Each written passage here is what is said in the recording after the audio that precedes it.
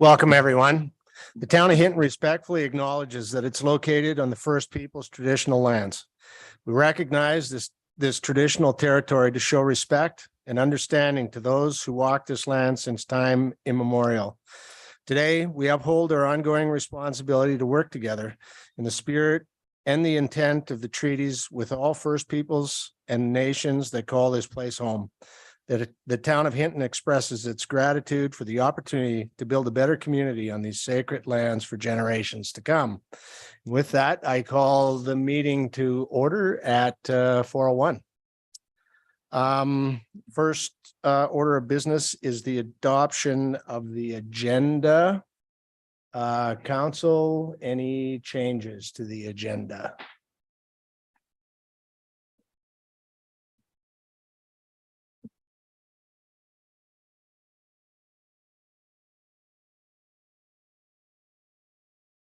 I lost you. Hit your button again.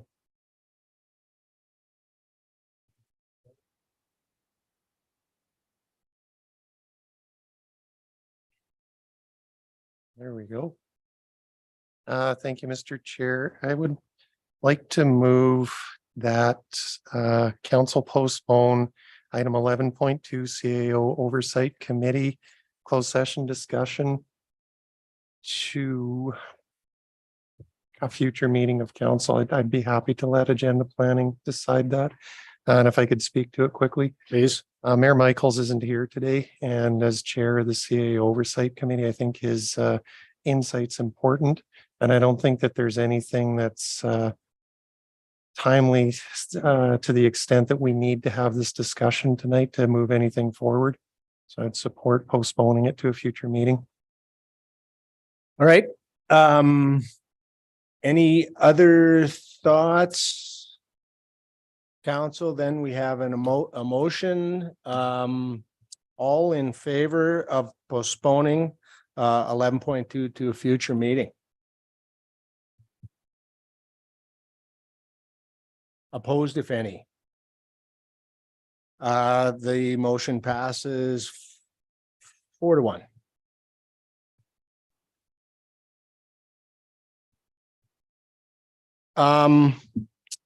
Administration. Thank you, Chair. Just one amendment that I'll suggest for this meeting. We do have a minute with council who will be making a funding request. That event will be happening next week. So if council does want to consider this funding request, we'll have to do so today. So with that being said, I would recommend that under action item 6.1 that we include Friendship Center contribution. Council, could I have a motion to that effect?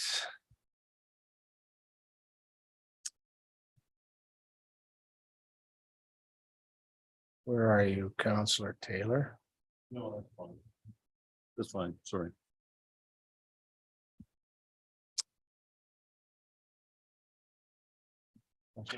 Thank you, Mr. Chair. On the recommendation of administration, I'd like to move that we add to action item 6.1 Friendship Center contribution.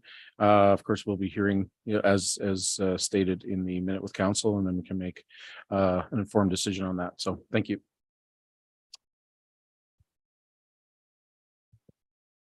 Councillor Taylor. Yeah, I don't know that we can make an informed decision because we don't have background information that administration's looked at or we've seen in advance of this meeting. Thank you. All right. Well, we have a motion on the floor. And could I have a vote on moving action item 6.1, the Friendship Center presentation? Oh, we called the question. Sorry, I missed your mic. Oh, there we go. Thank you.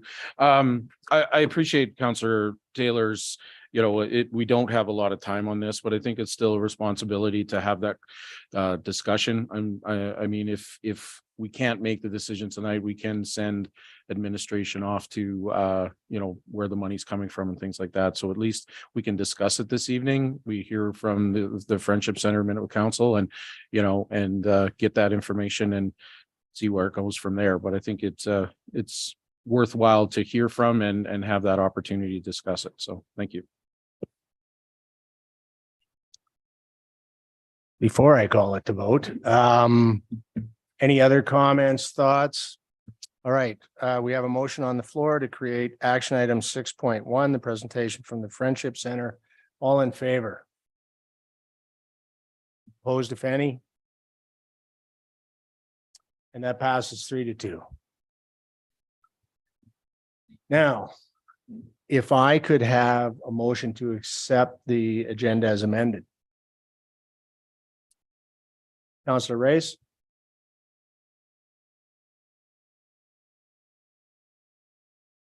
You're muted, Joanne.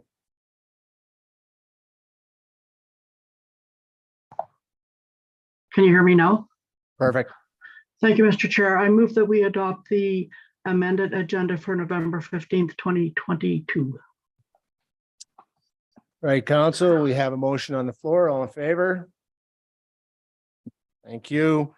The next a bit of business is the council minutes for adoption. And it's been brought to my attention that we might need a comment on this to administration. Yes, through the chair to the rest of council, we do have one small housekeeping item in the motion numbers where it says RC 221-104-01. It's simply a numbering change to say 101. That's just simply a housekeeping item. And that would be for the whole list then, obviously. That's correct. Thank you. Council, Thank you, Mr. Chair. I'd like to move that council adopt regular council meeting minutes for November 1st, 2022, with the housekeeping item as mentioned by CEO Panasiuk. thank you. All right, so we have a motion on the floor. All in favor? And that's passed unanimously. Citizens minute with council. Do we have anybody to present? Please come forward, state your name.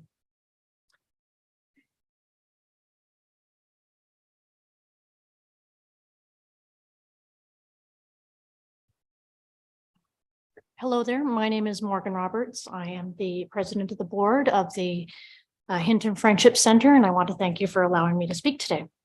So from November 21st to the 24th, the Hinton Friendship Center will welcome approximately 100 early childhood professionals for Hinton's first land-based training conference.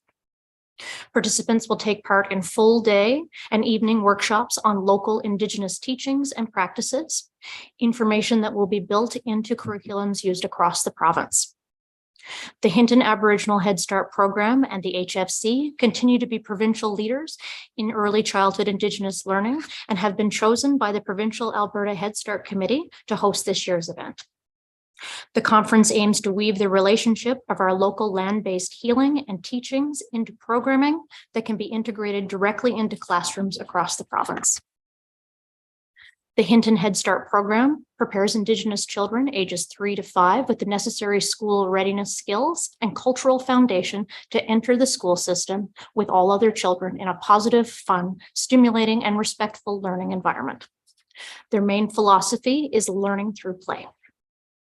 The land-based training conference sessions include an Indigenous tea experience with local flora and fauna, an introduction to bow hunting, traditional caribou hair tufting, traditional quill art on birch bark, wilderness training and survival skills specific to our area, traditional dry meat and pemmican making, sunset celebrations, hand drumming, Indigenous constellations, and dancing. Facilitators include award-winning Indigenous artists and multi-generational artisans from our region. Sessions will take place at the Hinton Friendship Center and at local sites around Hinton. At this time, we ask for a financial partnership from the town of Hinton of $1,000 and invite council to join us on Wednesday, November 23rd, to address attendees and welcome them to our community. We also have an upcoming open house for our Manawitcha Hit to Win program on Monday from 12 to 2 at our new office in the old WePrint building. This award-winning program has been in operation for over 20 years and uses the medicine wheel teachings to work clients through therapy and counseling. Currently, we employ 16 therapists across the region in this program. As I leave you today, I will be proceeding to the center to celebrate Métis Week with tortilla meat pies and a performance by the Edmonton Métis dancers. This free event starts at 5 o'clock tonight and goes till about 6:30. If you end up out of here in time, we'd love to see you all there. Thank you for your time tonight, and hi. Thank you, Ms. Roberts. To council, any comments, questions? Councillor Hawes. Thank you, Mr. Chair. Appreciate you coming. I guess my question to you, Ms. Roberts, is it sounds like quite a involved conference. Why such a late ask of this? Because I'm guessing that a lot of arrangement and planning has gone forward and it's happening next week. So can you comment on that at this time? Absolutely. Thank you, Councillor House. So the center had no intention of coming to council to ask for money. We had established regional partnerships where we had set out and thought that we would be fine to proceed. Mm-hmm. The challenging component comes in that with ever rising food pricing, our catered event cost has gone up significantly since we initially discussed. So the $1,000 would go towards paying for the food for the attendees and the dignitaries, as well as the elders that we would like to invite to the event. I will apologize as well. There was a bit of a misunderstanding on our part. We did think that our ask would be within the capabilities of administration and that it wouldn't involve becoming a delegation to council. Had we realized that that was the process, we certainly would have come at a sooner event. We do realize that it does put you in a challenging position. And as Councillor Taylor had said, it doesn't give a lot of time to really make the decision on how to proceed. If council should decide that this is not something that at this moment they can support, we do appreciate the idea of having a member of council to attend the event, and we will make it work. Okay, if I may. Well, thank you for that. And understandably, I guess that was going to be my next question. No, I mean, you've already answered the question where the money would go to, but also, I guess this wouldn't jeopardize, if council were to decide not to, wouldn't jeopardize the conference. I mean, it sounds like it's an opportunity to bring a lot of people into our communities, you know, so it's not going to jeopardize the conference if we weren't to decide on, you know, supporting it, is what I'm hearing. Correct. If the decision from council is that at this time it is not an appropriate ask or is not capable, then the conference will still proceed. It is not an emergency situation. Okay. Thank you. Thank you, Mr. Chair. Any other comments, questions? Seeing none, thank you, Ms. Roberts. We'll consider this in 6.1. Thank you very much. Anyone else attending tonight like to have their minute with council? Jen, anybody online? No, there are none. Thank you. Our next order of business, delegations and presentations, and I understand Mr. Friberg's joining by Zoom. That is correct. Hello, am I up? You're up. Thank you very much. I wanted to thank council for giving me a few minutes to present.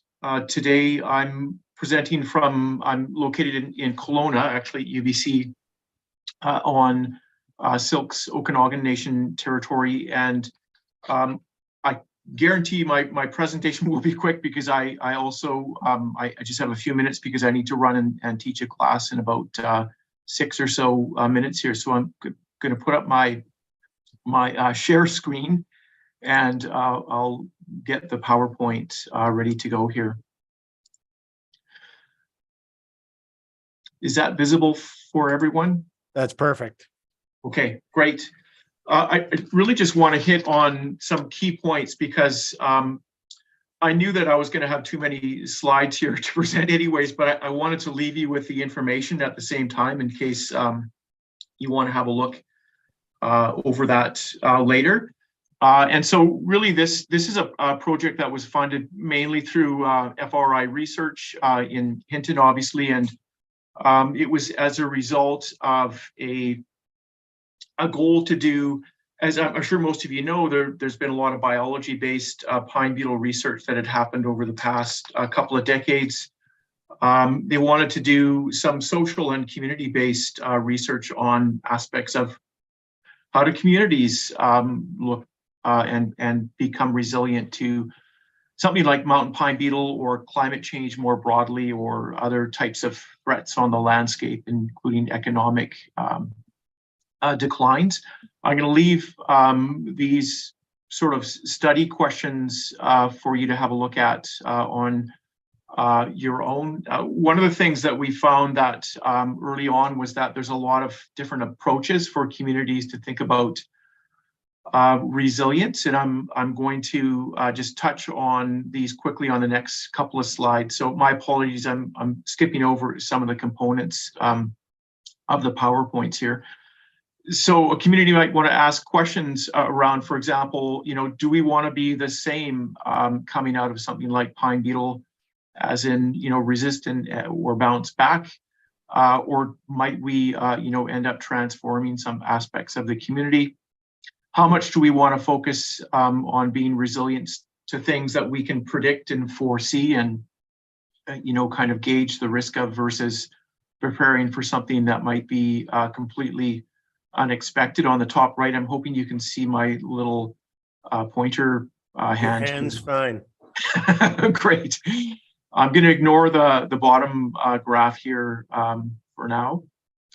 Are we passive victims to something like pine beetle or influential agents? Do we focus on things that we can change at the municipal scale, or perhaps at the larger regional, provincial scale, or even influence things at the federal scale? And so we developed a 5-pillar framework. I'm not going to go through all of these. Again, my key goal here is just to get to let you know that this study's been recently completed and that there's some information available. So we looked at 5 different pillars of characteristics that contribute to resilience, including degree of exposure to something like pine beetle and wildfire, things like that. We looked at some different drivers of impacts. We looked at a category called stability. I'm just going to skip through that for the moment as well, because I want to leave a moment or two for questions. We looked at cumulative stressors that impact the forest industry, tourism, Indigenous values, and communities. And adaptive capacity. So a capacity that a community might have through, having networks and political capital, cohesiveness, high levels of volunteerism that can all contribute to getting through something like pine beetle, or again, maybe something completely different, because as I understand it, the pine beetle context has changed a little bit in the last couple of years as well. And so I've identified in the PowerPoint package some strengths, some limiting factors, such as, for example, people identified for me things such as, by the way, the study had focused on Hinton, Grand Cache, and Jasper. And in some cases, I've got a community in brackets, which just means that that was the origin of a particular perspective that I've reported on, but it may not exclude that from other communities as well. So we looked at some strengths, some opportunities around adaptive capacity. I feel as though, my apologies, that I don't really have time to go through them individually.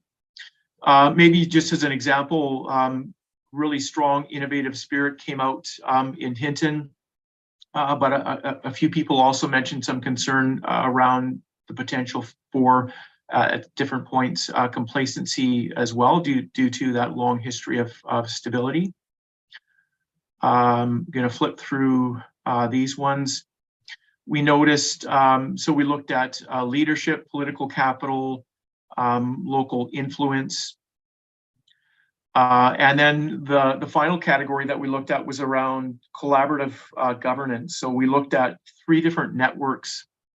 The park network centered around Jasper and the park, the forest-based communities network in the foothills and Indigenous participants, and identified some areas of common interest and some differences as well. Earlier, we had one of the researchers in the study had done a social network analysis. Well, I won't speak to this one that much, but I looked at the different linkages of people in Hinton and Jasper and how they communicated with their network around addressing something like pine beetle. We looked at, found obviously a lot of different controversy and opinions between the park and the forest-based community network. And we looked at some factors that supported collaboration between the park network on the left and resource-based communities on the right. There were some factors that supported collaboration and some other factors that detracted from collaborating across that jurisdictional boundary. Again, sorry to sort of skim through here. And we made some recommendations, and I'm not going to dwell on those. So I'm just going to flip straight through to a bit of a framework that was developed and acknowledge some of the support that happened throughout the study and where the research took place. And then just to conclude, just to let you know that there is obviously much more information available on the results of the study. Unfortunately, it's in about 150-page report right now that I think probably people wouldn't have time to read. So we've been thinking about condensing that to into a more of a toolkit. And I wanted to mention that FRI Research has some funding out to spring 2024 to work with a couple of communities if there's interest or if this resonates with anyone to, for example, we don't really know what that would look like yet, but perhaps, having a look at, the pine beetle plan through a resilience lens, or perhaps, a council 4-year plan, just to have myself take a look and, how would, what would a resilience lend, would it lend any insights to the thinking there? Maybe it wouldn't, maybe it would. And so the final kind of parting message, I guess, is just if that resonates with anyone, then I would encourage you to get in touch with me. Jen's got my contact info, and it would be preferable if you could do that by sort of early December, because I'm putting together a bit of a proposal for FRI. Although we could work through some ideas into the new year as well, if that resonates with anyone in terms of taking a look at something through a resilience lens. And so that's all I had to say. Thank you very much for your time. I very much appreciate it. I've got maybe just a moment if there's a question that has come up, and then I'm going to have to run. Council? Councillor Stewart? Yeah, Ellis, Like, how could your tool be used, say, biggest threat one of the big threats we face is a fire hazard from the overmature timber around us. How could your tool be used to help us prepare for the future with that? We could, for example, we could take a look at something like that through perhaps a framework like this in order to perhaps see if that could be a tool to maybe structure some thinking around, an anticipated stress like a wildfire, or perhaps, a surprise, something that wasn't expected, even in the wildfire threat category, perhaps. And so we don't really know yet all of the ways that perhaps this might be useful, but I guess FRI is wanting to reach out and say, hey, if there's any interest, they've got a little bit of funding there to sort of, spend a little bit of time with I'd be happy to have a conversation with you in a little more detail about how we might apply something like that and whether you think it might be useful or not. Any other questions, comments? Maybe I'll just jump in really quickly. I'm a little dizzy after that presentation, but you talked about summarizing this, Rob. Timing, is that something that's underway now? And would we follow up with FRI for that? Yeah, if there's an interest in more of a summary that's perhaps, applicable directly more so to Hinton, then I can put that into, I'm submitting a kind of a proposal for a stage 2 of this funding in kind of mid-December, and I can include that and say, hey, there's some interest in a more of a synthesized report that would be maybe look a bit more like a toolkit, and or we could include some conversations with somebody as part of the next stage to maybe refine what would be useful in a toolkit, because at this point, I'm not sure what would be most useful for council, but we're sort of happy to engage and work around something that could provide a useful structure for perhaps thinking about a wildfire resilience or a strategic plan of some sort. Okay, thank you. I misunderstood. I thought that was something that was underway. So thank you for your time. You better get to your class. All right. Thank you very, very much. All right, thanks. Appreciate that. Yeah. And that brings us to the first and only action item for tonight, and that is the request from the Friendship Center. And I'm not quite sure how to proceed with this. Maybe give me some direction, CEO Fanasic. Yeah, through the chair to members of council, I can just provide a simple introduction on this item. We did get this request at the 11th hour. This came about due to higher than anticipated costs for the conference. So Morgan has come in to provide a little bit of background as to what they're doing and her financial ask of $1,000. Should council wish to support this, we can accommodate through the council contingency fund that has $20,000 remaining in it. Thank you. Council, how do you want to deal with this?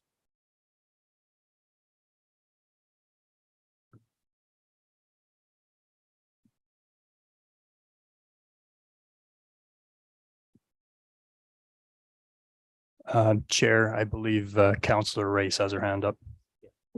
We'll go Councillor Haas, then Councillor Race. Yeah, I guess I know it's unprecedented, or not unprecedented, but it's unusual for a group to come at such a short notice. Understanding too that it sounded like there was some miscommunication or misunderstanding from the Friendship Center that this was an ask that had to come to council and not, administrative duty. I guess, in the spirit of, how we open our meetings and stuff and the responsibility to work together, this is an opportunity that we as a town, as a council can provide, some support to a fairly large conference that we see not happen in our community very often. It's unfortunate we weren't asked earlier, but knowing it's going towards food, we know what the money is going towards, and that it is, benefiting and improving the education, indigenous education in our communities. So to 100 individuals, and those 100 individuals are coming to our community. Granted, it's not going to hinder it, but I'd like council's consideration to consider taking from our contingency fund, which that is what that fund is for, is, sometimes these one-off situations that come up and we can provide some support to. So I would like to move that we do take from the council contingency fund $1,000 to contribute to the Friendship Center conference. So thank you.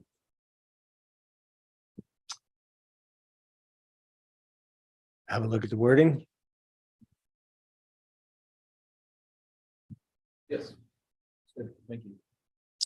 And Councillor Race. Thank you, Mr. Chair. That was my, what I was going to say, make a motion. I will support the motion that is on the floor. I think it's a wonderful opportunity for Hinton to showcase our community and our people, and I will be behind this motion 100%. Thank you.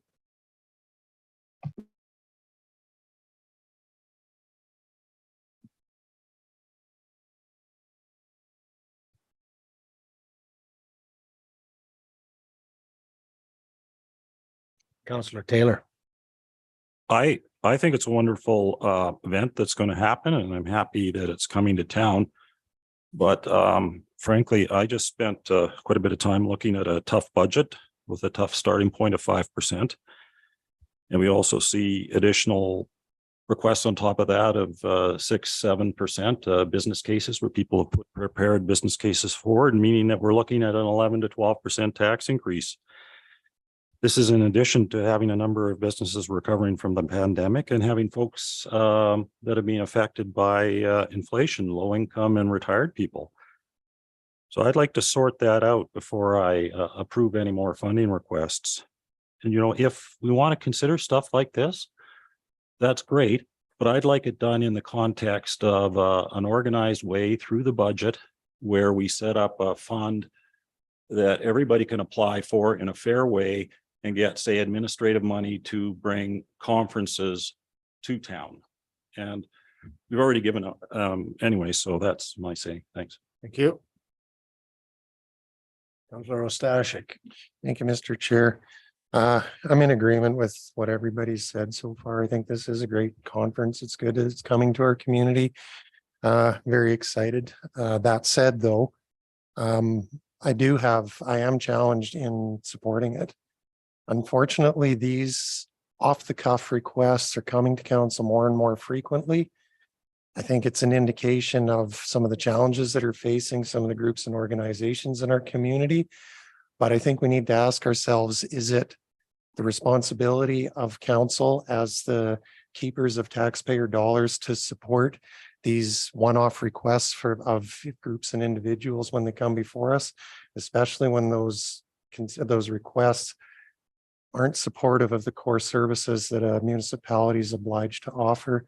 So for that reason, coupled with the fact that it's come with at such short notice that I have had no opportunity to think about it, to read about it, to do any of the background diligence, I'm not going to be able to support this request today. Thank you. Councillor Haas.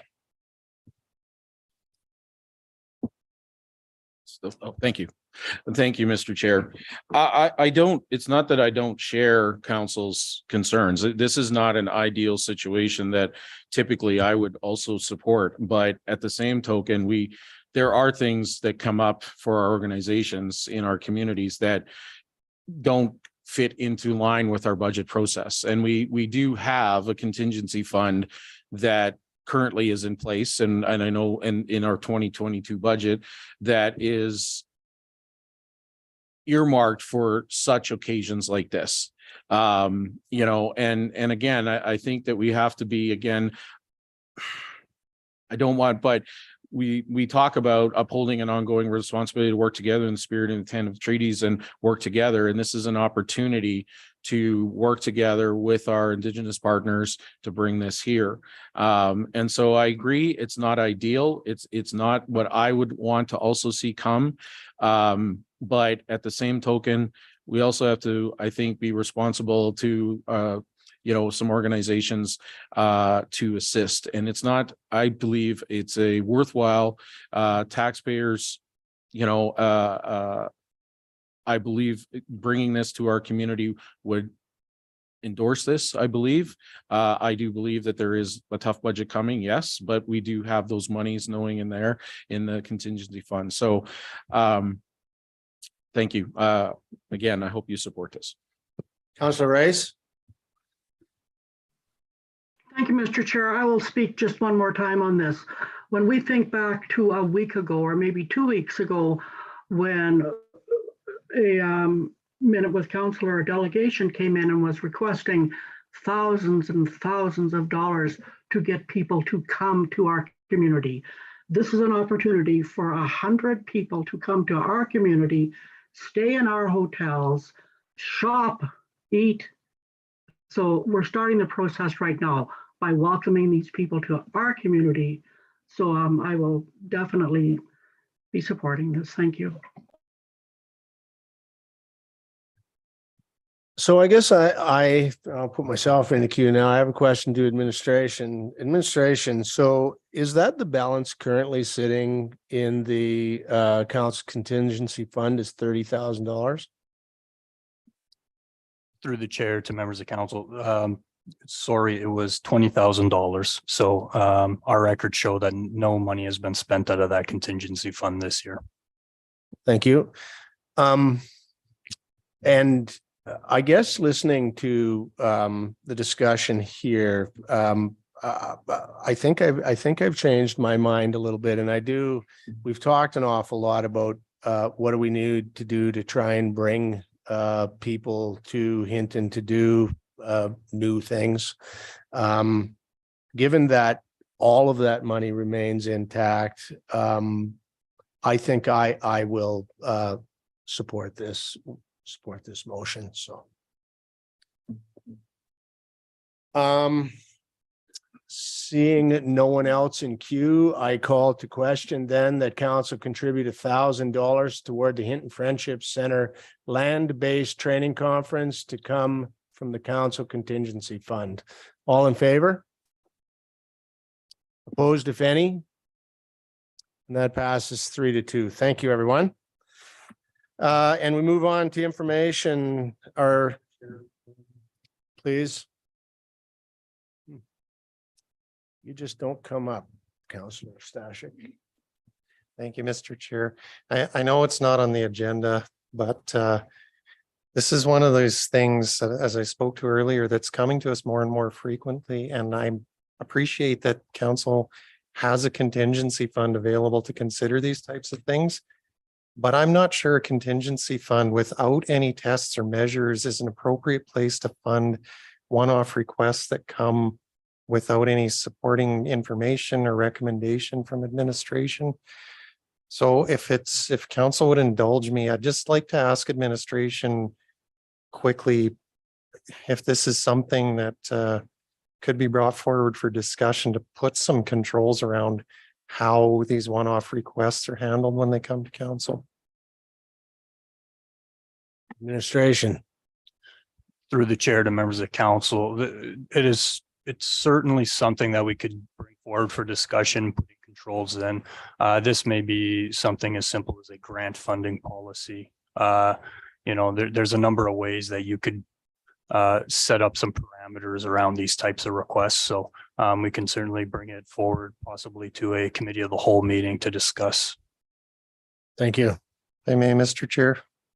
Would administration need a motion from council to bring that? I'm assuming they would.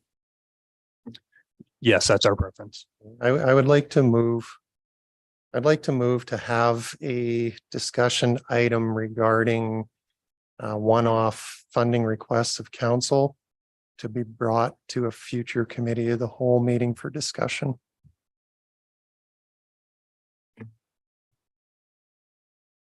Councillor Taylor, your comment is not related, I'm guessing. Oh, it's completely related.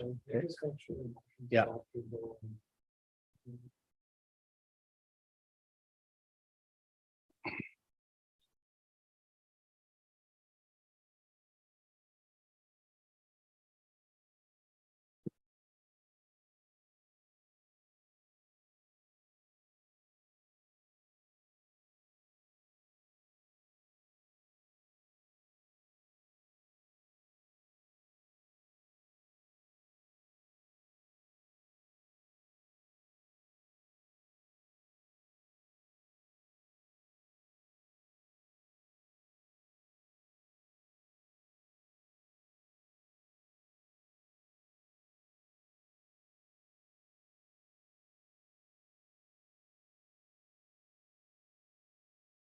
Councillor Stashik, would you like me to add like in one-off requests with regards to council's contingency fund?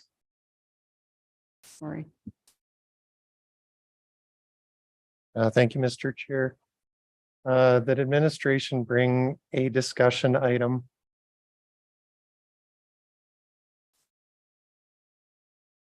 regarding one-off financial requests of council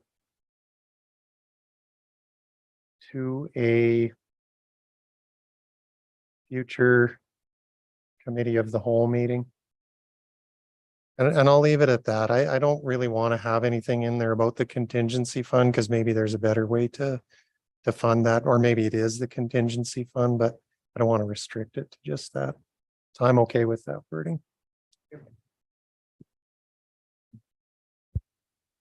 Reignite your mic for me. It's on. Mr. Taylor. I have a question for Councillor Albert. When you say one-off financial request, that's fairly broad. Does that include like that includes the specific conference request that we've had?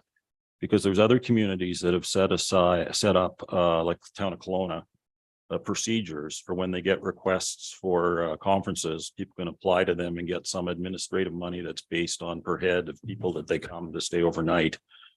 And then everybody can apply for that fund. The amount is set for the whole year. Is that included in this kind of thing?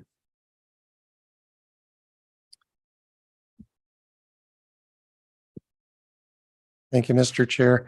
This is more of a blanket discussion regarding anything, anytime a group or individual comes before council to request one-off funding. So this is basically groups that wouldn't qualify for civic agency funding. These are groups that are maybe putting on one event that need some financial support. I appreciate very much what you're saying about the conferences and that type of thing. I think that's probably a good venue for the destination marketing organization and destination marketing fund. At some point, I would hope would be the avenue for being able to get funding to bring those types of events to our community. This is more a broader discussion in my mind about how to handle the one-offs that come with, wanting to organize a hockey tournament or requests such as this, or we had a request a while ago about the autumn festival that Wild Mountain did, those types of one-off requests that come before council and how they should be handled. Thank you. You good with that? Yes, for one clarification. So one-off, you mean, it doesn't just mean one-off, it means people that could be coming on a regular basis. Like we get people like the schools that come and ask for graduation money year after year after year. Would it cover that too? It could possibly, yeah, that could be rolled into it. I'm not sure how the bursaries for the scholarships are handled currently, but it certainly could. Most of the repeated requests, though, are through the civic agency policy. So they come to council and present as a civic agency annually, but those are also bigger funds. So yeah, to me, that could definitely be rolled into this discussion as well. Thank you. Councillor Hawes, your intent is to talk to the motion on the floor? Thank you, Mr. Chair. I'll be in full support of this, and I think this just conversation encompasses. I'm confident with the motion the way it is, that it encompasses that discussion of all these different matters we can bring up with the committee of the whole to establish and give some direction to administration. But I agree. I mean, these one-offs have always been a bit of a struggle. This is an opportunity to discuss and maybe put some procedures in place so that we have something to follow when they do come. So I'm full support of this. Thank you. All right, no one else in queue, then I can call to question. Jen, can I see the motion? That administration bring a discussion item regarding one-off financial request to council to a future committee of the whole meeting. All in favor? It's passed unanimously. Thank you. Councillor Reyes. Thank you, Mr. Chair. I do have a question for our CAO. And my question is there a set amount for discretionary funding at a director level or CAO where they could make that decision and it would not have to come to council? Thank you. Administration. Through the chairs to member of council. So if it's operations related, we have our spending limits as administration. But when it comes to something like this, that's an unbudgeted expense for an event or sponsorship, administration does not have the authority to provide these groups with any funding currently. Thank you. Councillor Haas. Thank you.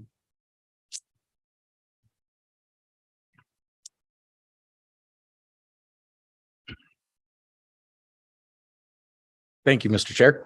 I guess just one question in regards to the decision made is now $1,000, but what is the accountability to would the Friendship Center be submitting then that PO for whatever they is, and then the administration, getting that funding to them, or is it a simple give them $1,000 for that event?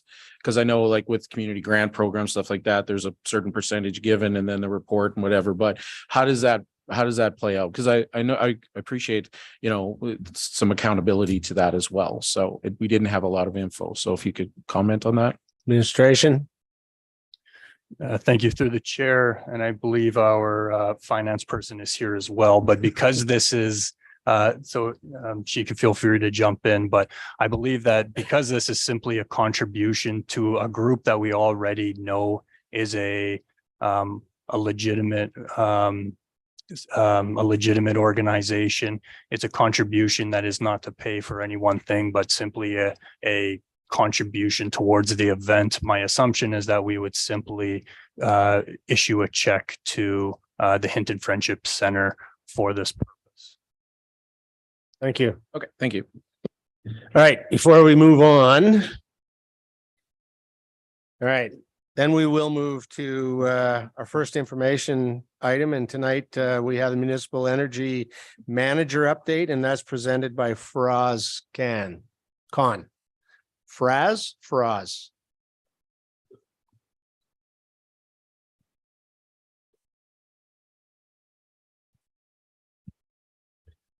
Good evening, Mr. Chair and Council. It's our privilege tonight to, of course, you've met Mr. Faraz Khan when he was initially brought on board with this council, just for the sake of everybody's memory. As you know, that this role is not a full-time role with the town of Hinton. It is a shared resource, of which 80% of the funding and the cost to have Mr. Faraz on board is shared 50-50 between Jasper and ourselves. And so we share in 20% of that cost, which is 10%. So it's a relatively small amount. I'm excited for the last 215 days that Mr. Faraz has been on board, that he's going to share with you a roadmap where we are realizing he's only started in April of 2022. And so the funding, then we started to dip into the funding as of April. That means we can turn that funding into April 2020 up to 2023. So it will be a continuation. There is, of course, the opportunity for year 2 that we could have an extension, and that looks very likely that MCACC will give us that extension, so that funding could continue. I had the privilege to talk to the CAO from Jasper, just to make sure that we're on the same track and that he's taking the same forward to council. Council will see coming forward in the budget that we are making this due allowance for allowing for 2023. Hopeful. So with that, I want to hand it over to Mr. Khan to take you through some exciting stuff that he's discovered. Thank you.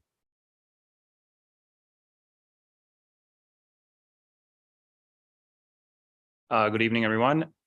As said, I started in April 2022 and in partnership with Municipality of Jasper and Town of Hinton.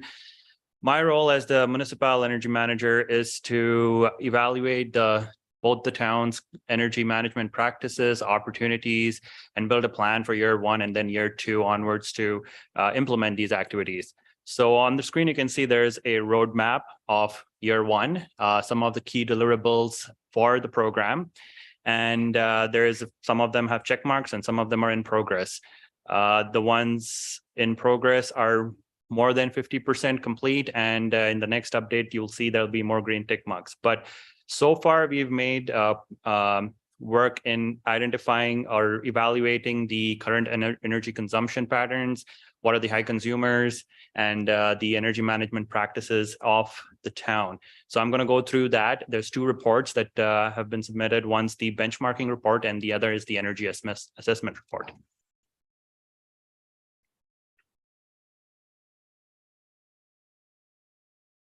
So one of the first things we did was the data collection and identifying which ones are the high energy consumers in the town of Hinton. Some of the items we looked at was, first of all, the electricity and natural gas consumption of each of these facilities, the operating hours, how did the weather have an impact, occupancy, and the year they were built, and the gross floor area. The years of data that was looked at was between 2019 to 2021, and the year 2019 was chosen to benchmark these facilities against similar facilities in different in similar climates across Alberta and Canada as well.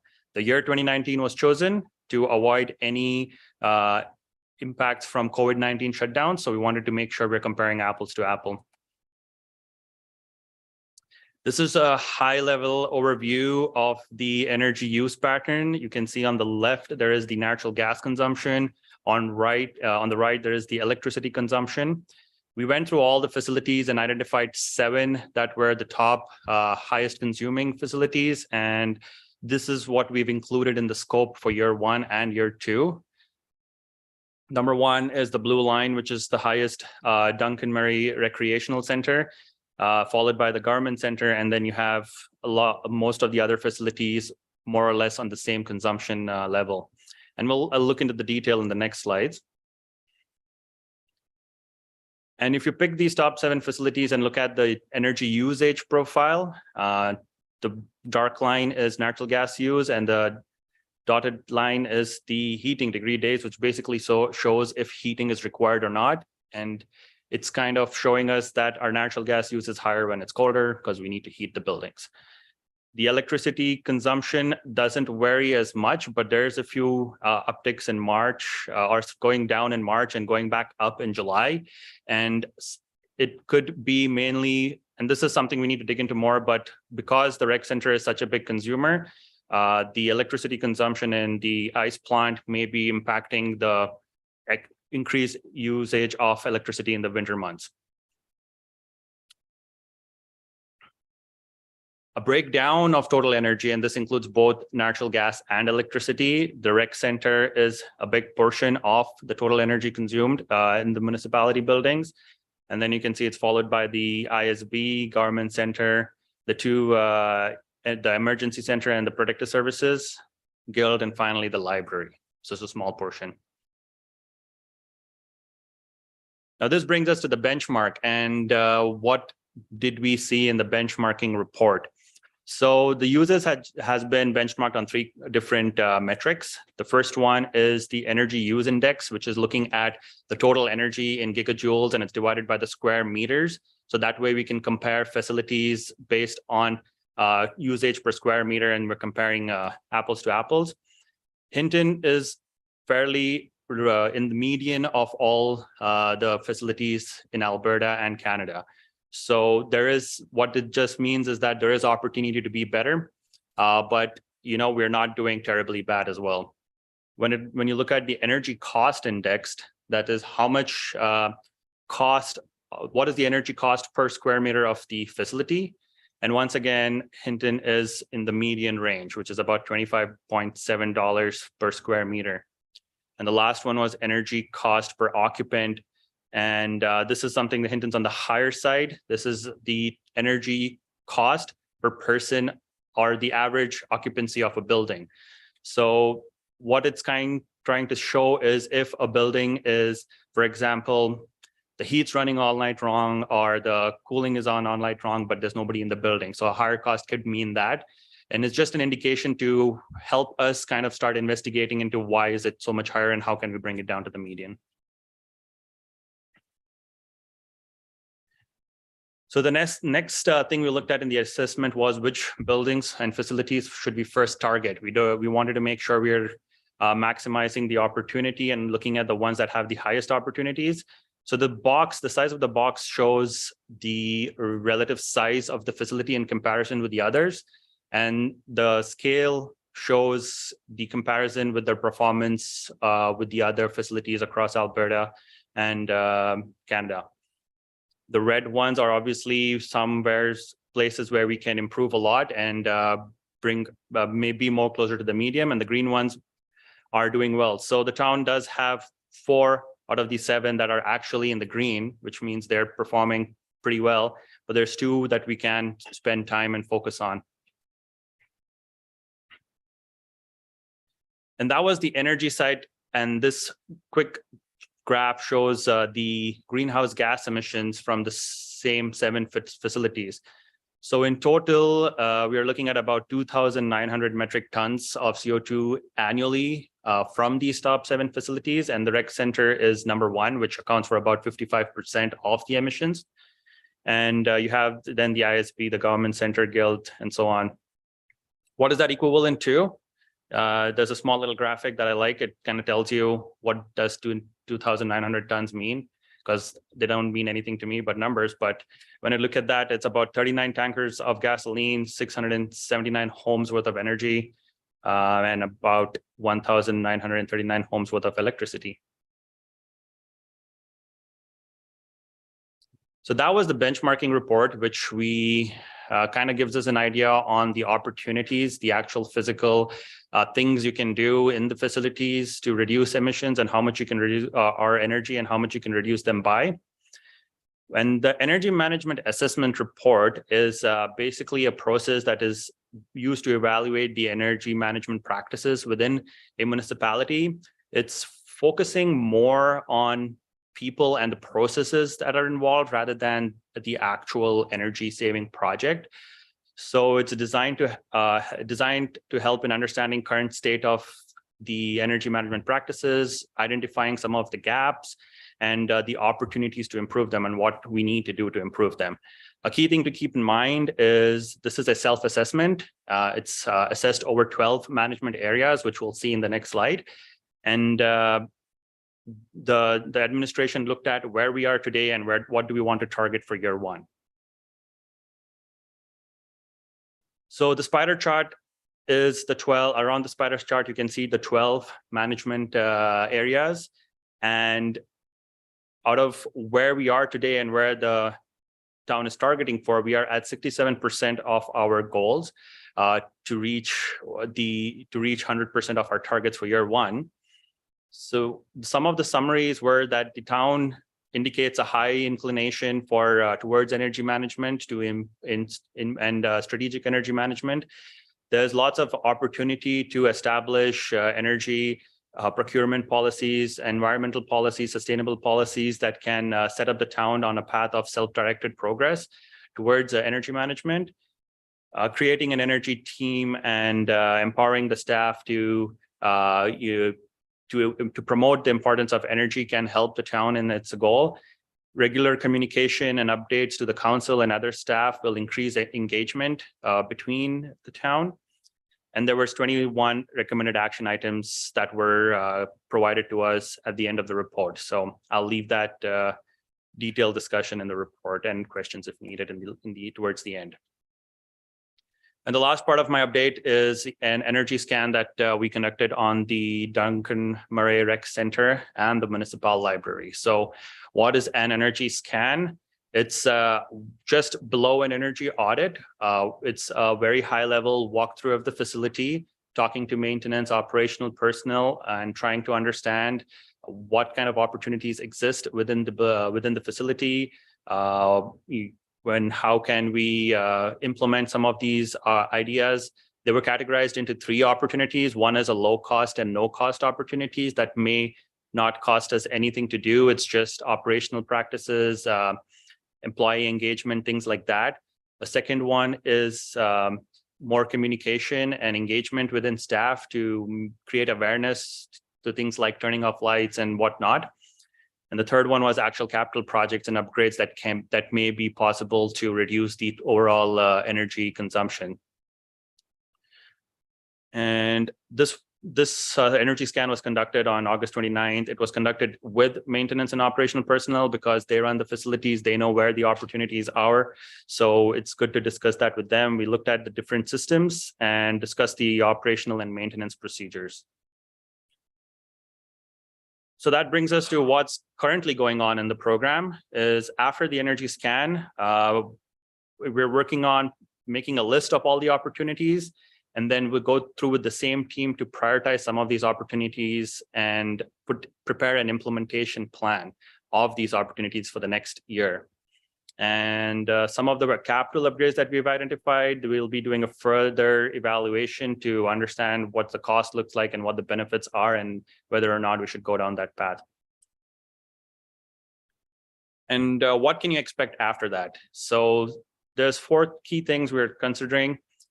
First one is proposing energy policy for a town of Hinton or some preliminary greenhouse gas reduction or energy reduction targets. Participating in the electric vehicles for municipality program from MCCAC, conducting a fleet electrification feasibility study. So it's a grant funding available to assess the conversion of the fleet to an electric fleet and what would that cost in terms of infrastructure and cost of vehicles and whatnot. The third one is climate resilience capacity building. And it's, again, a program available from MCCAC to conduct a risk assessment and build an adaptation and resilience plan for climate change. And then the final one is the Clean Energy Improvement Program. So that's a financing solution for residential and commercial property owners to install renewable energy and energy efficiency retrofits within their households. And that brings me to the last slide. Just open for questions. Council. Councilor Haas. Yeah, thank you, Mr. Chair. Well, thank you for this. I'm looking forward to what the recommendations are. I just have a couple of questions, and one is going back to that energy cost per occupant. As you talked about, heating the building, things like that when people are there. Does it also have to any correlation to the age of the building as well? Because I find that, older the building, less energy efficient, is that contributing to this as well, which is going to come to those capital recommendations possibly down the road? Yeah, no, if it's not, it wouldn't directly impact the occupant dollars per occupant, but the age of the building will have an impact because the older the building will, the energy use will be much higher. And that you can see in the energy use index, as well as the second metric that shows kind of, because of the age, you might be somewhere in between rather than higher up or lower down. Thank you. If I may have one more, I'm sure. I just have another question about the fleet. When we say fleet, does that mean we also are considering other pieces of equipment, lawnmowers?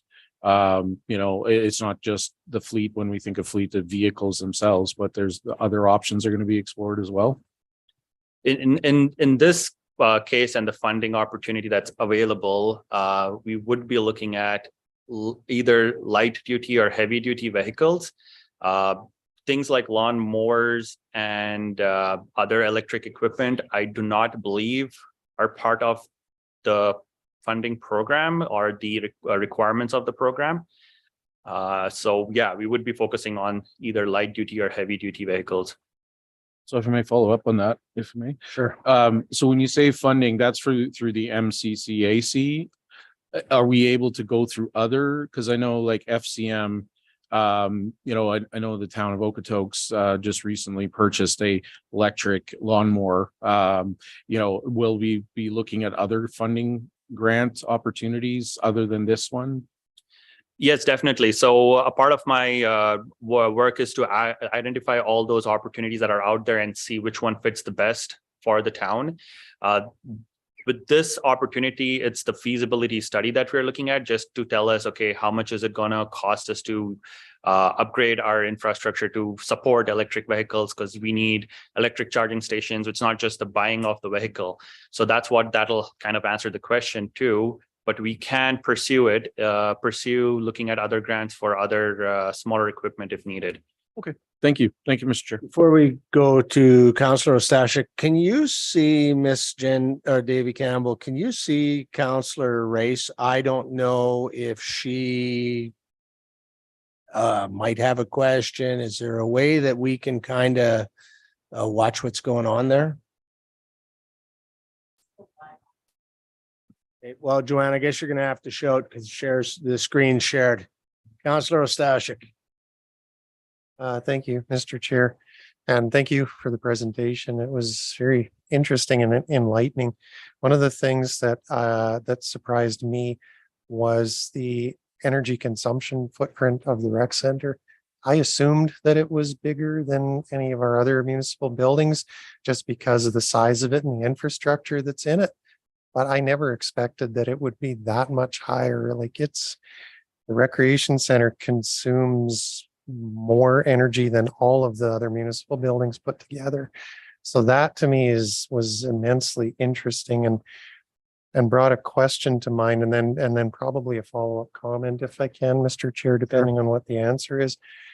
In your energy consumption research, did you take a look at any of the systems, what kind of systems they are? Specifically, does the rec center use any hot water heating or boiler systems currently? I believe they do, but I'm not 100% certain on that right now. I just through to the chair to Councillor Stashik. Yes, we do use a boiler system right now. And I think part of, as Faraz was saying, this is a scan. Now we'll take the deep dive to see what type of equipment we can optimize or have to replace, which is probably not optimizable, if there's such an English word. Then we will look at looking at capital dollars that can be sustained through a grant of some sort. So just back to Councillor Haas's, which dovetails with your question, is that we use the MCCAC as an example for fleet. But I know we had a bigger conversation with council. We did the street sweeper. We want to look at all grants that can help our entire fleet of equipment, be it lawnmowers, be it equipment such as vehicles. So that will help us to look at even the rec center in terms of optimizing. And it also depends where council is going to go eventually with where the rec center is going to go as well. So we want to be cognizant of all those moving parts. So if I could follow up. Please on that. do. Yeah.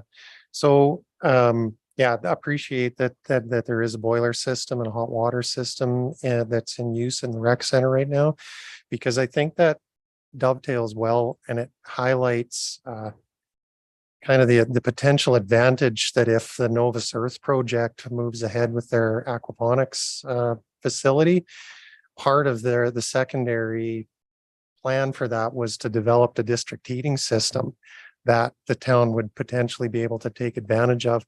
I think that's a great opportunity where the town could tap into that district heating system.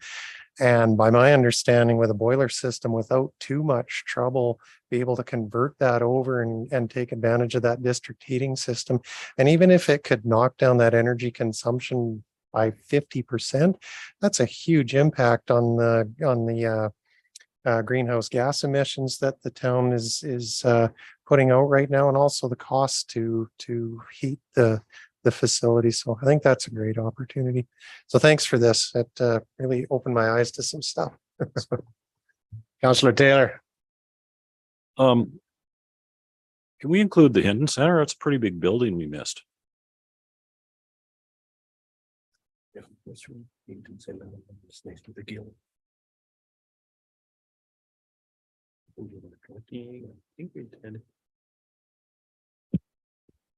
I don't see it on the list, yeah, through the chair to Councillor Taylor. I don't see it on the list, but that is just something we were briefing, that if it was missed, we can quickly do that scan as well. You're correct. That's a pretty large building. Yeah. Yeah, it's bigger than some of the buildings we actually got. Yeah. It just was. Yeah. Can I ask another one? Please, So that was just a small question. that was a small one. Okay, your energy cost per person is very high. Now I was looking at the estimates of the number of people that you used in your report in those buildings, and to me, those estimates looked fairly low. So, are we estimating the number of people the same way that other towns are estimating the number of people, or is there maybe another reason why our energy costs are so high in comparison to other buildings?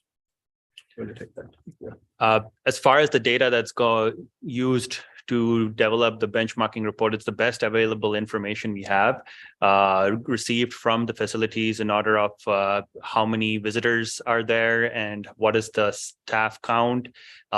Keeping in mind that those numbers are just an indication on where you are on the scale of whether it's higher consumption or lower consumption. It's definitely not a number set in stone. It kind of helps us look at, okay, you are on the higher side. So all the data that's been used is as available for each and every facility while we were doing the report. So for example, the government center estimate that you used was 10 visitors, I assume, a day on average. And that 10, so only 10 people walk through our door to come to the front desk or go upstairs. That seems like a really low number to me. I think I reached out to all that information was gathered from someone who is at the facility. So we can review that once again and make sure those numbers are correct. But yeah, we can look into that. Yeah, or maybe there's another reason why it's so high.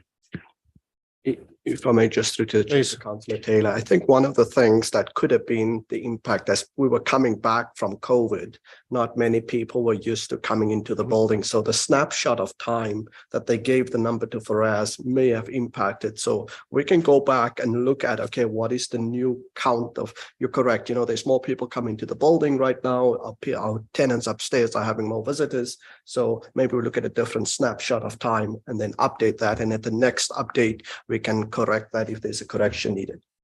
Okay, thank you. You good, Councillor Taylor? One more, but I'll wait. Okay, Councillor Oz. Thank you, Mr. Chair. I guess I appreciate the question from Councillor Stashik, and it reminded me, and I'm not sure if you're going to be here Friday and Saturday, but I see that coming to council is a operational business case to improve our boilers and hot water tank in our rec center. And it includes the life cycle, but are we expecting with that improvement, if it is deemed by council to go forward with that capital project, will we see some impact then on those energy usages with the improvement of that, being as how they're at their end of the life cycle and obsolete and may not be as energy efficient? I don't know if you can answer that question, but I think it'd be important for that discussion coming forward during budget. Sure.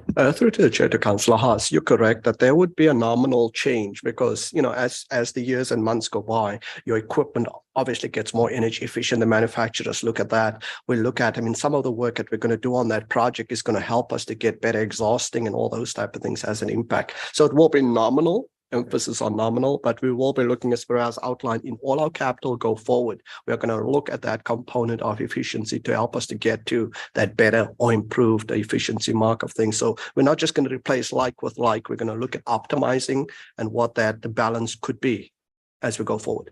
Excellent. Thank you. Councillor Stashik. Thank you again, Mr. Chair. I had an additional question about one of the bullets in the what's next in the MEM program.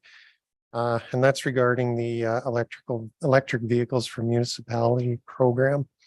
I'm just wondering if there's any other potential alternative energy programs that are being looked at. Specifically, I would ask about hydrogen powered vehicles. Electricity, it's definitely one of the options, but hydrogen is being pushed by industry professionals as being a cutting edge alternative fuel that can be used for fleet vehicles. In terms of cutting greenhouse gas emissions, it's virtually nothing. In terms of vehicle range, it's better than most electrics. So I'm just wondering if that's an option to be looked at, or if there's any programs out there that could provide grants or help promote the use of hydrogen powered vehicles as well. Yeah, definitely. And as mentioned earlier, that's where this feasibility study will kind of help us look at it'll give us some information to compare with maybe any funding available for a hydrogen powered vehicle or whatnot. Right now, multiple municipalities have looked at light duty vehicles for electric vehicles, and heavy duty vehicles not as much. So that might be an opportunity for a hydrogen kind of vehicle that we can look at once we have some information on what is currently available in the market and what is it going to cost us to even transform into electric vehicles. Thank you. Queue's empty, but I was going to say you had one small question left. shut me So off Councillor again. Taylor. Whereas, yours is a unique position, and when I voted in favor of your position, the reason I did is that I thought that we were going to be able to recover the costs of your position with the savings we were going to get going into the future, and I still believe that. Maybe not in a year or two, but over a longer period of time. So that's the way I think, right? That we make an investment in you and you pay it back to us many times forward. So when you use terminology like prioritize low cost, no cost measures and significant level of energy savings while avoiding capital investment, that's music to my ears. So does that mean that fourth quarter 2022, we're going to see that 5% savings you talk about in this report through those kind of things starting to materialize on that $500,000 or that 5% equivalent of whatever energy cost that would be at that time? So we should start to see, say, 25,000 per year indefinitely, as long as we do the measures that you suggest. So the first part of the program is actually identifying what we should do. And that's the work we've been doing so far. Keeping in mind, the same work is also being done for the municipality of Jasper as well as town of Hinton. So the implementation part might have taken longer than any other MEM, probably working for a municipality, just one municipality full time. Going into the new year, the goal of the program is to start implementing some of the low cost measures that are easy to implement, changes in set points, things like that can show returns in the first 3 months of next year. So hopefully, if we are able to implement that, we should start to see a downward trend in consumption and costs. Okay, thanks.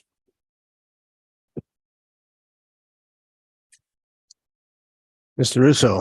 Thank you, Mr. Chair, through the council. Just as a sort of a building on point, when I talked to the CA of Jasper, one of the things that they are considering is to look at the environment side as well. And so you heard Mr. Khan talk about, this climate resilience. And there are some grants out there, as you know, with the recent flood we had in August, that would speak to how resilient is the town of Hinton when it comes to stormwater management. And so they're actually looking at expanding that role potentially with the council's permission to help us to get climate ready. And there's quite a few grants out there that we could harness so that can inform any optimization of any capital future projects that we're bringing forward to council in terms of underground pipes and above ground storage and all those type of things. So I just wanted to mention that the value that could come out of a MEM position as we go forward. I'm not advocating for that in coming forward now for 2023, but it's good to plant the seed to see whether that's an avenue we want to explore. Thank you. Council, anything else? Is it the intent to walk through the energy benchmarking report at all, or that's where we're at?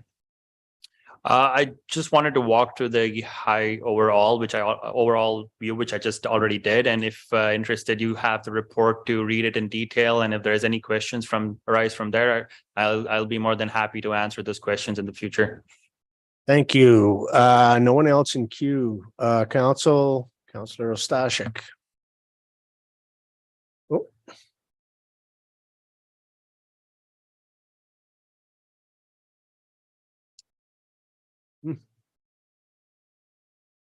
Thank you, There you go. Mr. Chair. I can't wait till I have to run that. If there's no one else in queue, I'd just like to move that council accept the municipal energy manager update for information.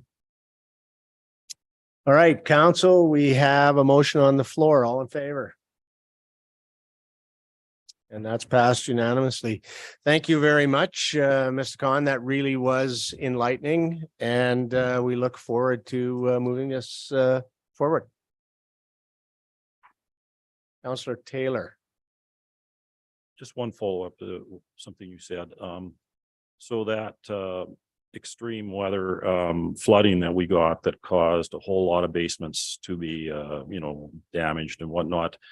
There's a lot of pipes in there that have to be potentially whatever.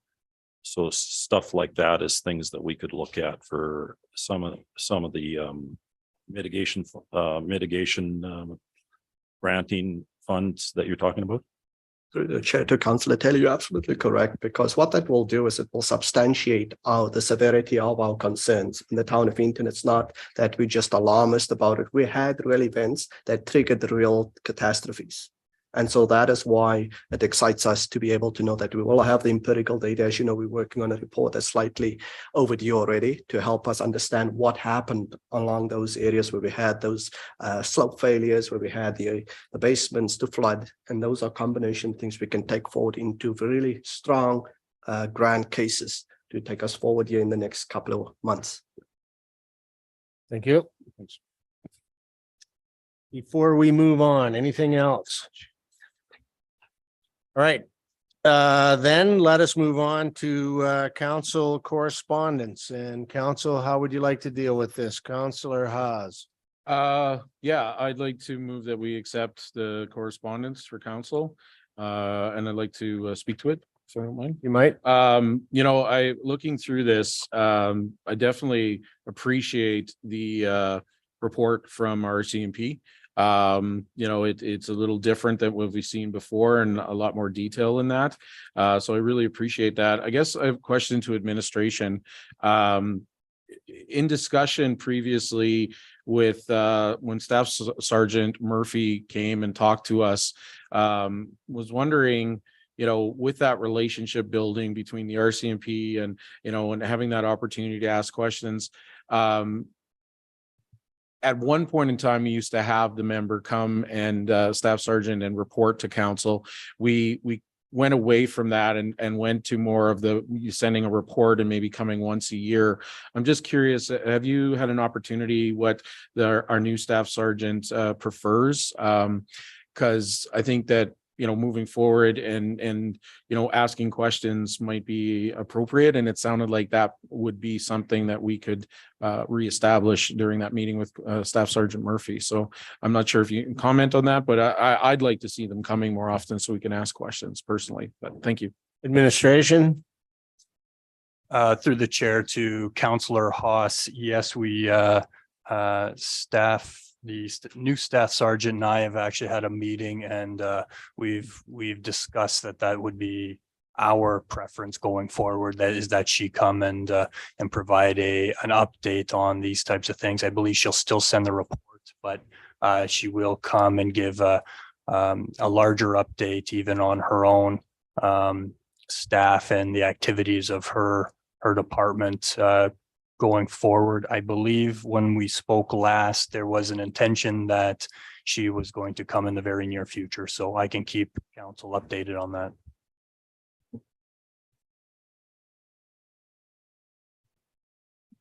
Councillor Taylor. Jesus. I don't know if you're allowed to swear or not, but. Yeah, with respect to the RCMP report, We got the multi-year financial plan from the RCMP. They indicated that our staffing levels for RCMP were one officer to 530 versus 1 to 835 for surrounding towns in a similar population category.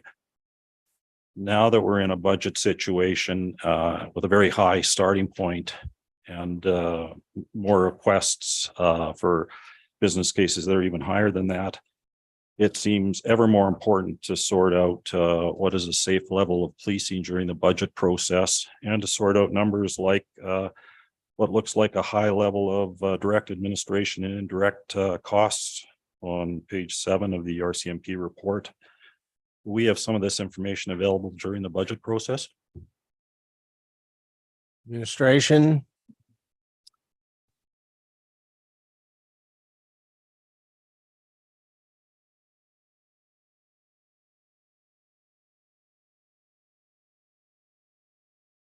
Through the chair to members of council. Yes, this type of information will be coming forward to council. I believe there is a motion on the books to come forward to take a look at not only RCMP, but a fulsome discussion of all of our enforcement services and what's an appropriate level. So we as administration are working on that report, and we will be bringing forward all that relevant information to council in the near future. You go ahead. Will it be coming while we're in the budget process so we can use that information to help us make decisions? Through the chair to council, I can't confirm that today, but I can get back to council on that one when that's expected to come forward. Okay. You good, Councillor Taylor? Yep. Okay. Councillor Ross. Thank you. To clarify though, to Councillor Taylor's question, my understanding is currently we are in a contract of 2 years with the RCMP and signed into it. So regardless of whether or not we have that information at this time, we are obliged to follow that contract for the next 2 to 3 or next 2 years and wouldn't be able to alter that contract until that one has been completed. And my understanding is that there's a business case coming forward to look at that so that in 2 years we can have a better understanding of it. But am I incorrect in that, or is that, that we can't do anything currently at this time? Through the chair to members of council, that's correct. We can't make immediate decisions on staffing levels. There is notice periods through the contract that we would have to honor. Councillor Taylor. That being said, we've been told that it takes up to 2 years to make changes. So changes can be made earlier. That looking at efficiencies in all areas of operations is something that you can never start soon enough. And that's not a reason that it might take a little longer than expected to not address it immediately. And there are creative ways to start realizing those savings immediately if you think you're going to get them in 2 to 3 years. Thank you. All right, no one else in the queue. We have a motion on the floor to accept the correspondence as presented. All in favor? And that's passed unanimously. Thank you, everyone. And we will move on to reporting, and we will start with council reports, boards and committees. And I'll start on my far left with Councillor Race, please. Thank you, Mr. Chair. Today I'm in the city getting ready to attend a 3-day FCSS annual convention. Looking forward to it and really looking forward to bringing back some really good information to council.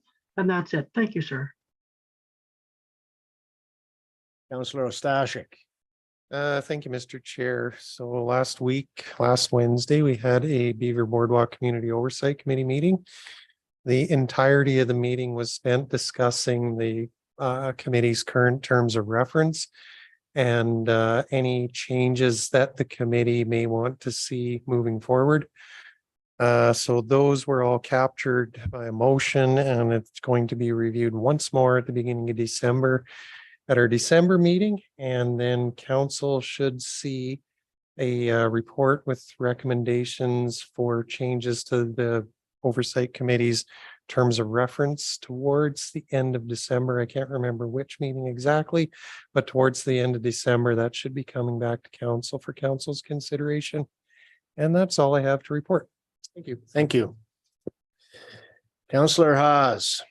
Yeah, very little to report. We do have an ASH meeting. Unfortunately, I cannot attend tomorrow evening, but Councillor Barge will be in my stead. So I'm looking forward to hear from that. And I'm just really excited about had the opportunity to look through the package for our upcoming budget meeting. And I'm really looking forward to Friday and Saturday and spending time with administration discussing those packages. So and seeing what moves forward. So that's everything I have to report. Thank you. Thank you. Councillor Taylor. I did participate in a council committee code of conduct session, and I thought that was worthwhile, and there's some really good discussion. So I look forward to a improved document that could come back to council and for your consideration there. The other thing on the weekend, as most people know, were the funerals for two builders of the community. I'm referring to an ex-mayor Gord Toker and the person who our rec center is named after. And these are very distinguished people who have contributed quite a bit to the community. So it was good to see their celebrations of life were done very well. And their contributions to the community are greatly appreciated, as all the pioneers who've done stuff for us are appreciated. Thank you. Thank you, Councillor Taylor. And I have nothing to report except I'm going to attend my first ASH meeting tomorrow night. So with that, we will move on and CAO Panasic. Thank you, Chair, members of council. I really do not have much to report on at this meeting. I can tell you that the senior leadership team and all management has been all hands on deck when it comes to putting together the budget. So we can breathe a sigh of relief, especially corporate services of getting that document done. That's a tremendous accomplishment, and we're looking forward to the process of refining that with council's wishes. I will touch a little bit on Maxwell Lake Bridge. That has been approved by council earlier on this year for north, south, and west with limited plaza features required for connectivity. And those are in regards to the ramps. I can tell you that we are preparing for this to go out to tender, as this has to be completed under frozen conditions. So we will be looking at likely late January before when we get started. I can also I'm also happy to report that we have obtained a Prairies Canada grant in the amount of $140,000. So the project that was initially approved at 162,000, 22,000 will now be coming from the municipal side. So that's great to see, and a good job for infrastructure on obtaining that. And that's all I have at this time. That's great news. Thank you. We will move on then. Any notices of motion? Seeing none, I would end. Through the chair, my apologies. I do have one other thing to report on. It was on a different section on my notes, so my apologies. But I'm also very happy to announce that the town of Hinton has received an award for the work that we've done over the last year as it relates to the workplace psychological health and safety. So I've asked Angela and Mac as the leaders of this initiative to come here and speak to council a little bit about it, because I think this is it's a tremendous accomplishment for the organization. Fantastic. Thank you.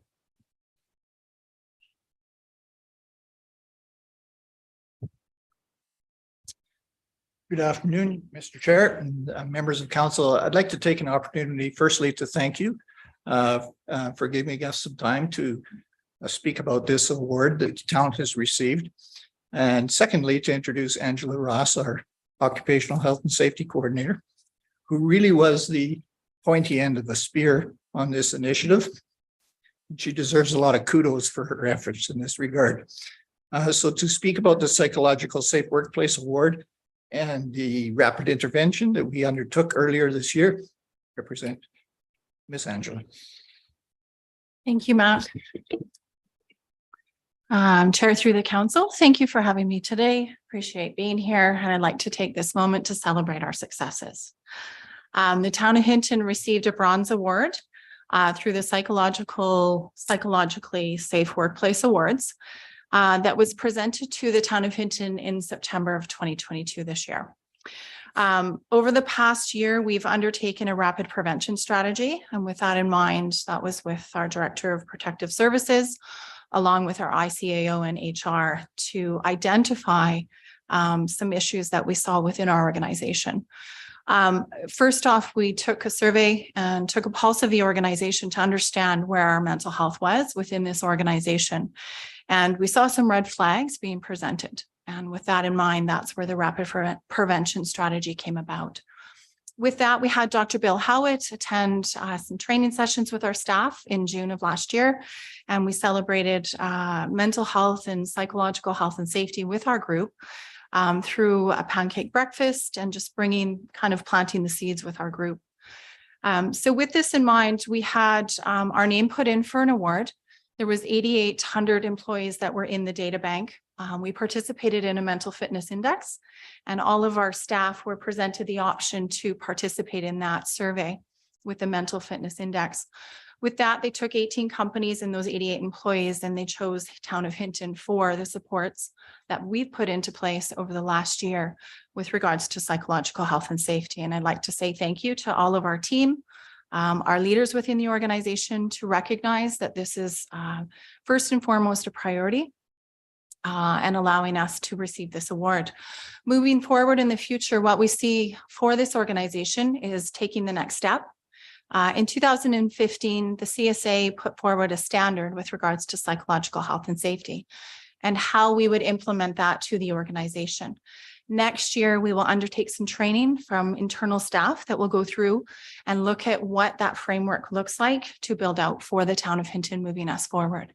In 2024, we will be moving forward with building that framework and implementing it for our staff along with council. So I just want to take this opportunity to say thank you for providing that support to our teams, knowing it's been a journey over the last couple of years with COVID. And with ourselves, just, day-to-day capacities, and knowing that checking our batteries every day, it's really important for those mental health and those supports to provide to our teams. They work hard. They've worked through a lot of leadership changes, and they work very hard at their jobs, and they take appreciation in everything they do on a day-to-day basis. So thank you. And I'd like to pass forward this to council and administration to put it into the showcase up in the town government center to display it. This is our first opportunity to say we've received a reward, and hoping that in the future, we'd likely see a gold award coming our way. Thank you, council.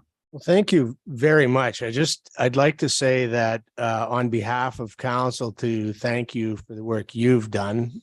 Successful programs like this only work when they have a champion. So thank you.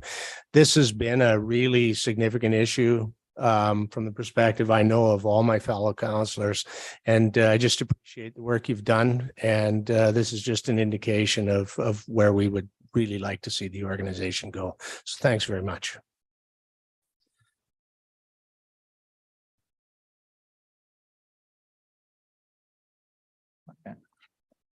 Likewise, we appreciate the support of council and our CAO in providing this service to all of the employees of our town.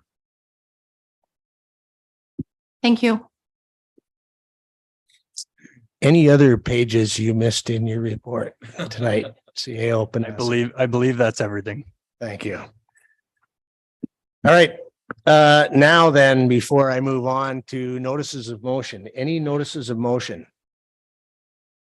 Seeing none, I will entertain a motion to go into closed session with a 7-minute break to do the partner update as per section 25 of FOID. Councillor Ostashik. Thank you, Mr. Chair. I'd like to move that council go into closed session. Thank you. We have a motion on the floor. All in favor? That's passed unanimously. Thanks, everybody.